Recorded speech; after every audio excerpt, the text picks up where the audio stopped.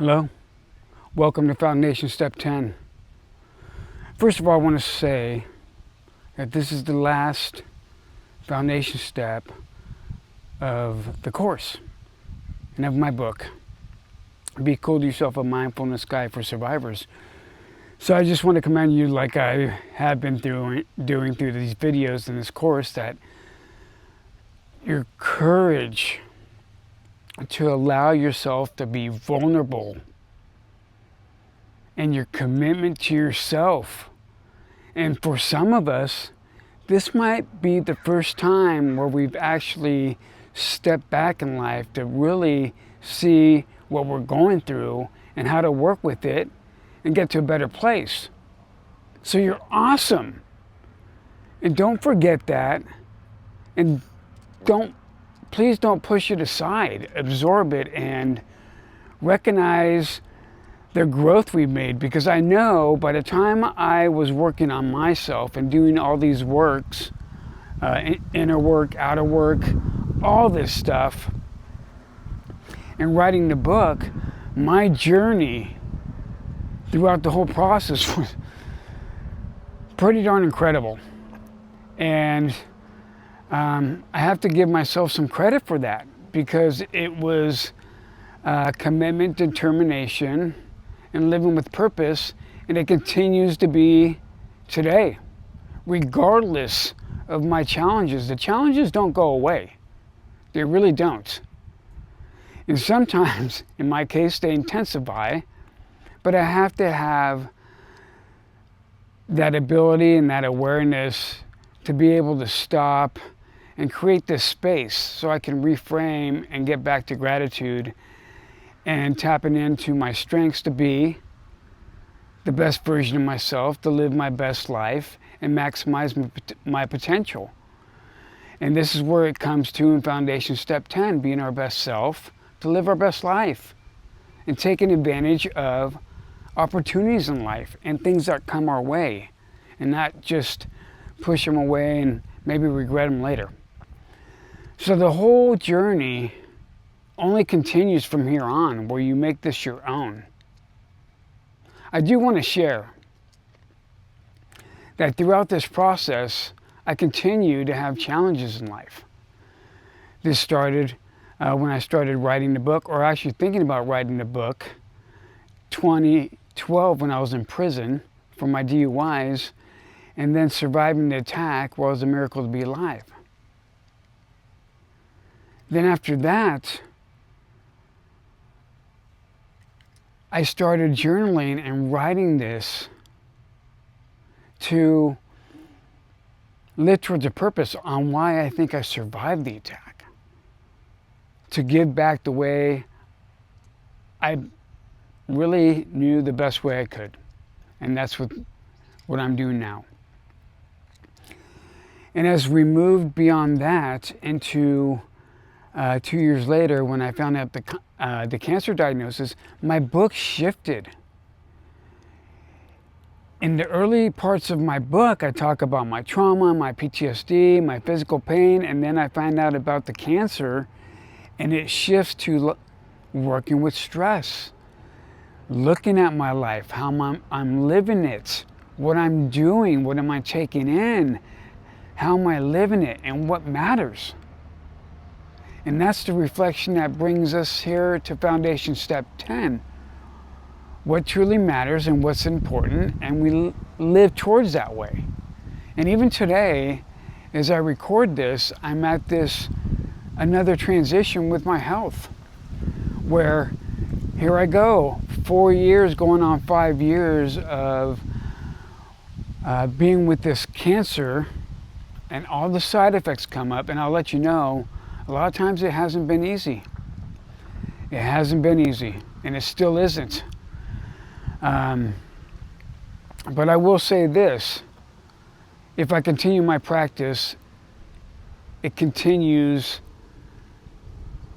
to be part of my life, but doesn't define my life completely. It's a part.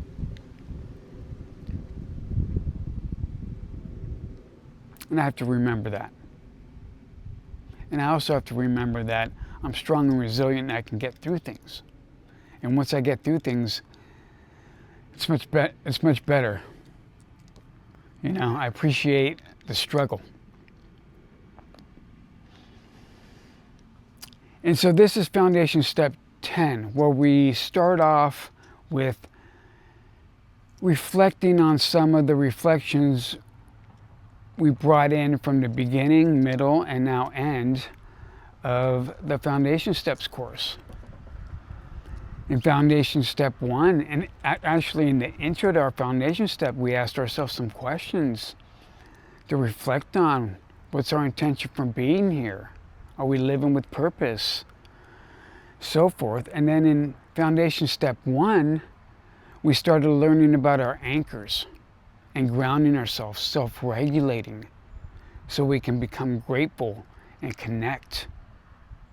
Foundation step 2 taught us about body awareness and the power of our perception, beliefs, self-talk, and mind, and the mind-body connection. Foundation step 3, the unpleasant. Never fun, but you know, we make it through.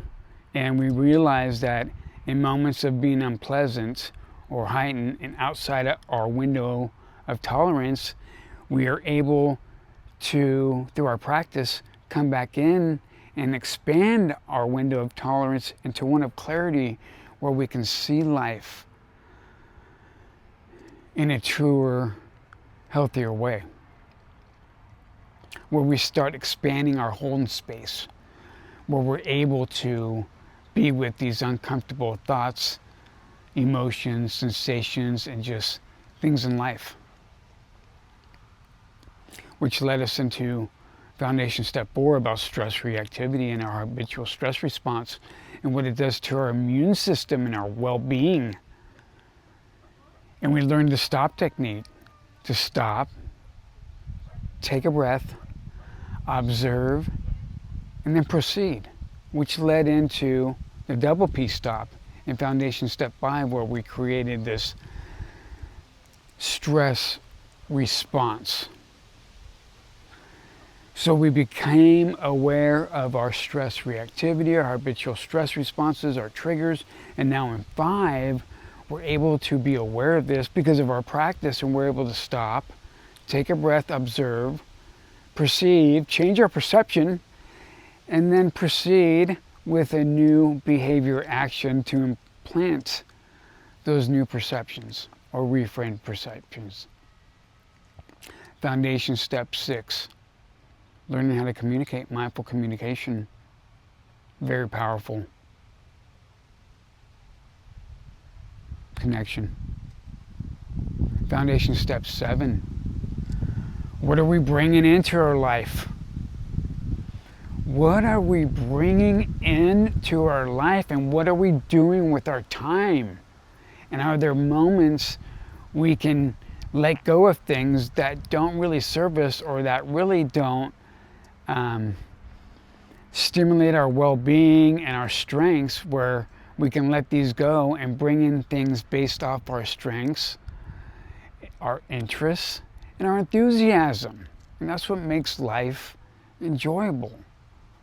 And it makes us get through these hard times. And it transforms stress. Foundation step 8, our personal self-care plan. We have to think, set, here we go, setting intentions and goals for ourselves again and living towards values. Just a roadmap.